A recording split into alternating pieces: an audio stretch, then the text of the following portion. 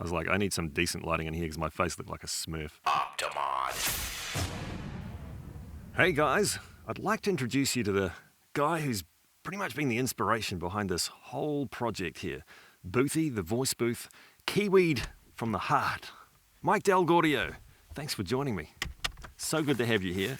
What's happening, Boot Junkies? Mike Delgaudio here, back with another video on home studio setup for voiceover. How you doing, Tim? Very good, Mike. You are the inspiration for this, like I was saying before, TARDIS. Very good, very good. I'll make sure I get you some pictures, but this thing is, when I saw this at work, it was a kiwi fruit pellet, and it was a mock-up for a container that they were doing, and it was like, wow, I can make a voice booth out of that. And that's amazing. That's amazing. That's a great little bit of inspiration that you start with a frame. Was probably just a frame that was built. Yeah, it was. Wow, that's amazing. So ultimately what I did is I just stripped it down and built it modular so that if I ever have to move it, I can pull it apart and it's not just one complete unit that is just kind of defunct. If I can't put it anywhere else, I need to be able to put it somewhere. Or yeah, portability is important, right? Because it may not always live in that one spot. You want to move it house to house or floor to floor, wherever. Absolutely. And then I had to look around on the internet and came across your video and watching you put together your whisper room. And I was like, that's it. Oh. I've got to do it like this. So I plagiarized as much as I could, and the inspiration was all there. Excellent. Excellent. And so you've done treatment all on the inside? I have. I ended up using just a squab or a foam mattress, or two of them. Actually, no, I've got 1, 2, 3 of them in here. And I was looking around for foam. Owen's Corning, I can't get it here. So I was like, interesting. What am I going to use? I've got to find something that's cheap. I'm trying to do this on the cheap, but do it well at the same time. Sure. And the end of the it sounds day, great. From we're just talking over Skype, but from what I hear, it actually sounds really good. Sounds I can't tell that you're in a booth. It doesn't sound boxy. It doesn't sound reverby. So things actually sound really, really good from what I'm hearing through Skype. I was a little worried when I first put it together because I created a problem. The problem was it sounded like a box. But soon as I put something in here, I mean, I've got all 4 sides and top and bottom. Well, the bottom is just carpet, but the top's loaded. Everything is except for this glass piece. And it was like just perspex, but I was like, is this going to be too reflective? Normally I'd be facing this way and face into the corner, but just for the sake of purposes of video and whatnot, I'm facing this way, and it actually doesn't seem too bad. So I think we're in for something good. That's great. I learned with my own booth that depending on which way I stand, I'm sure you found it too, that depending on which way you stand, your voice sounds different. That's why, and I've learned that having the most absorbent stuff behind me has really helped. And so I'm looking directly at my window in my booth, and I do get a little tiny bit of reflection, and I think it actually makes it sound just a little tiny bit better than if I face this way, which really sounds like you're just talking into the abyss, into the void. There's no bounce back at all there. I was really surprised how well this stuff actually absorbs it up, the sound, and it was just, I was a little bit blown away. It was like you walk in here, it's like, well, this is kind of weird because I'm hoping I wasn't going to throw up or fall over. It's it's not that dead, but it was pretty dead for a little space like it is. Very, very surprising. Right. But and how long have you been working on it? Oh, this has been a little project since probably, what would it be now? 5 months. Probably 5 months. It's come down to time and money. I spent most of it on the summer holidays. So summer holidays down here would be like December, January. Mm-hmm. So in the heat of it all, I was banging all these boards together. I mean, none of this is level or flush or any, there's gaps everywhere. But at the end of the day, I was working with what I had and I was trying to do it as cheap as I could. Sure. So I think the cool thing about it is the gaps are there. The gaps are there to keep the outside sound out. So if it's not really loud outside your booth, then a couple of gaps here and there. That's what I figured. What's it going to hurt? That's what I figured. If you're standing outside, like I have a pretty main road right there, so I have to keep this. One of the reasons I bought the whisper room is because I needed it to be. This is not soundproof by any stretch, but it does remove a lot of the outside noise. So this is sort of my room within my larger room. But I had to deal with motorcycles and pickup trucks and everything that go by. That can be really problematic in here. I hear you. And you're in the bowels of your house too, aren't you? I am. I'm down in the basement, but Yeah. the back of my house faces, weirdly, there's my street and then there's the main road behind me. So my backyard touches that main road. Right. Lots of traffic, and it's not like heavy traffic, not big semis or lorries or anything like that, but we do get a fair bit of traffic, a lot of residential traffic. Gotcha. Well, I'm in a garage, as we like to say okay. here in New Zealand, a mansion. No, it's a garage, but there's literally just a tin wall between me and the outside, and let alone having a noisy okay. family at the same time. So Okay. I was just checking that was recording. I was like, oh no, because I got the webcam sitting over the top of the viewfinder of the camera, and I can't see everything. It's kiwied in here. That's right. We're all making sure that all of our things are recording. My Reaper's recording. Everything's got to make sure that we get it all. Okay, now I've got a couple of questions for you, Mike, because putting this together, Yeah. and I was watching you putting yours, and I was looking at cable management. Now, Okay. tell me if I'm wrong, but it looks to me like your cable's just running underneath the wall. The Whisper Room on this one actually has a hole about maybe 4 or 5 centimeters, about an inch, Okay. 2 inches. The 4 centimeters, about 2 inches, 5 centimeters. It's got a hole, and normally it's got a place for 2 wires, and it's a rubber plug that you can really plug up that hole and run 2 wires through it. I have the plug out because I've got like 12 wires coming through it. I've got all sorts of, I got 2 cameras, I have the mic, I've got keyboard, USB, I got a bunch of stuff that's coming through, but so that's what I have. I got a hole about, that big in the wall, and that's the only, there's another one on this wall, but it's plugged up. Okay. And so I just have that, and I just have everything snake through. So there is a little place for sound infiltration to come through, but it doesn't really work its way in and into the mic. It's on the less sensitive side, so it hasn't really bothered me yet. Oh, that's good. I was looking at that and I was thinking, it just looks like it's there. I mean, I was thinking bungs. I was trying to think, well, maybe I could just put cables in the wall. But this Rode K2 mic that I've got here, very close and probably picking up my S's very badly. It's got a funny little cable on it. So it's a XLR, but it's an XLR with an extra pins. So there's no way I could plug it in straight into the wall, straight out into the preamp and gone. But Right. that wasn't going to happen. So I guess the other thing I had to think about was, what do you do for ventilation, man? Ventilation is hard. Like I have mine almost completely sealed. There's a gap here and there's a gap down on the floor, and it's got these this one has like these baffles. There's a tube that runs down the side and one that runs up the other side, and it's got a little like computer fan, 120 millimeter fan, about that big.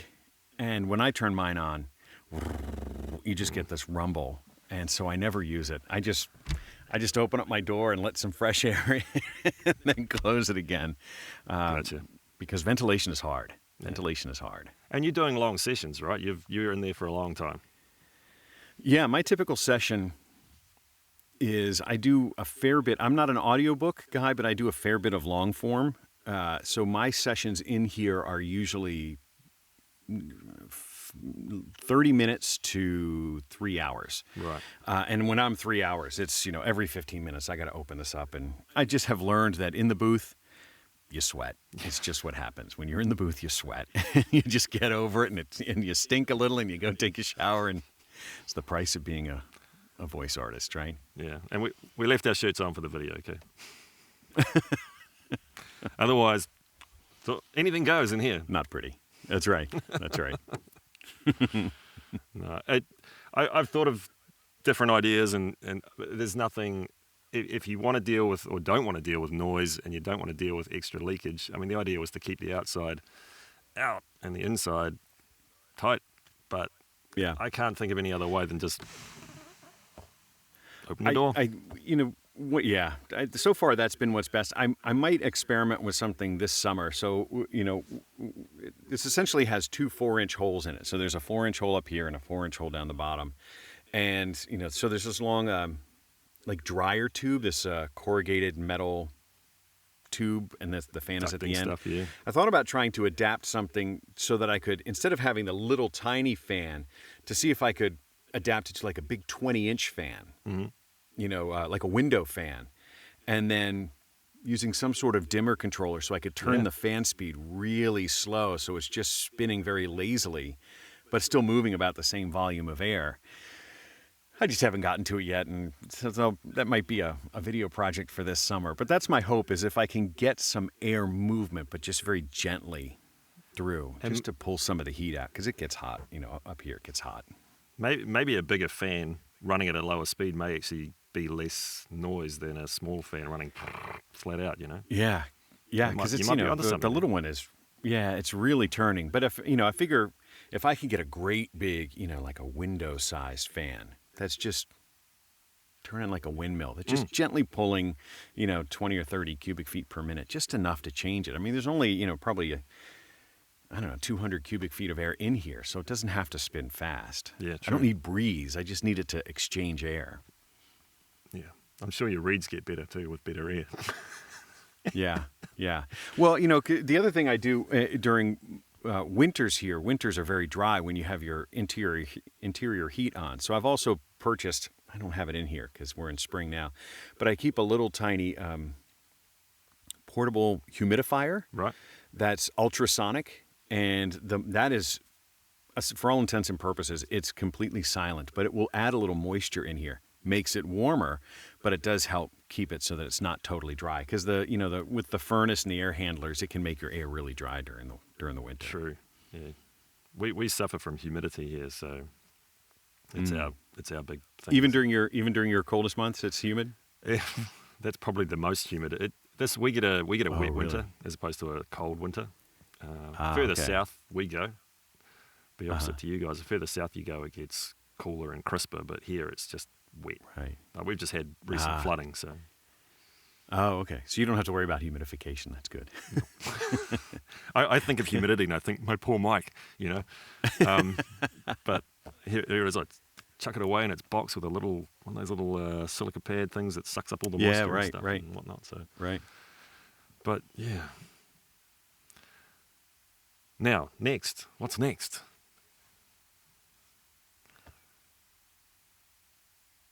I had some other thoughts and I've forgotten what they were. Let me just shut this door again.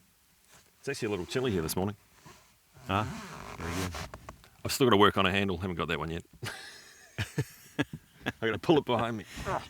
That's right. Yeah. No. Hey, you know what? You build it as sometimes I have to really contemplate how it's going to work so that it actually works. So, a lot of things that I've built, it's like, that's why I never do anything permanent in my booth. Everything in my booth is completely removable. Like I have these lights up here, but they're just magneted on because I don't want to do anything permanent, because chances are in 3 months I'm going to go, oh wait, I know how to do that better now. Everything in here, all my cameras are Velcroed in, or magnets, or it's just pressure fitted in, no modification. I'm not big on changing permanently, so I hear time. you. I hear you. You sure you're not a Kiwi, Mike? I'll take honorary Kiwi. How about that? I'll bestow that upon you. Well done. Well done. It's interesting. You probably see the blue tinge behind me. I've got a lamp like a foot in front of me. I've got this little blue tinge of LED lights around here that are kind of, when you're in here, it's probably a little dull. But it's kind of mood lighting, Right. But it seems it's I end up having to learn a lot about, different color temperatures, because I learned that, and I just bought lights from Amazon and I bought LEDs from Amazon, and it turns out that they're totally different temperatures. They're completely different, and so the white balance gets all screwed up, and so a lot of trial and error. Especially when you're doing a lot of videos inside here. This is the first one I've done, so I was like, I need some decent lighting in here because my face looked like a Smurf. So, right. I was like, and sometimes if it's a temperature the camera doesn't know what to do, then the camera doesn't know what to do. Yeah, it was all blue. Everything was just blue, because it is blue in here. It's blue light, so that's what it is. I thought blue lights, they look cool, but right. Yeah, I don't know. But yeah, for anything else, I think the webcam's probably a little overexposed and whatnot. The other camera seems to be doing all right, but looks fine from my end. We should be all right. So anything else that you want to cover off or whatnot, or leave the door open for a sequel or whatever? Well, I will say that I'm very impressed with how that has come together. from lessons learned, I'm sure if you're anything like me, that the booth is only the very barest beginning of it. When I first got into this booth, and I was like, whisper room, I'm set, I'm going to start making money. And then, you see it in my video. It's that very first one. I walked in, I went, I'm going to talk. And it went, it was all really echoey and reverby and boxy. I went, I just spent how much money on this thing and it sounds this bad? So it really is. It's a lot of trial and error and trying it again and being willing to experiment to get it to where it sounds good. And then when you think it sounds good, you got to change it and try it again. And I've learned that I can't be married to any of these configurations or anything that I set up. I just have to remember what sounds good and then try and get incrementally better. You're never done. You're never done. That's a good thing, though, because we're always doing the best with what we've got. That's what I've always been taught when it comes to audio or anything else. Do the best with what you got, and you'll always improve on something.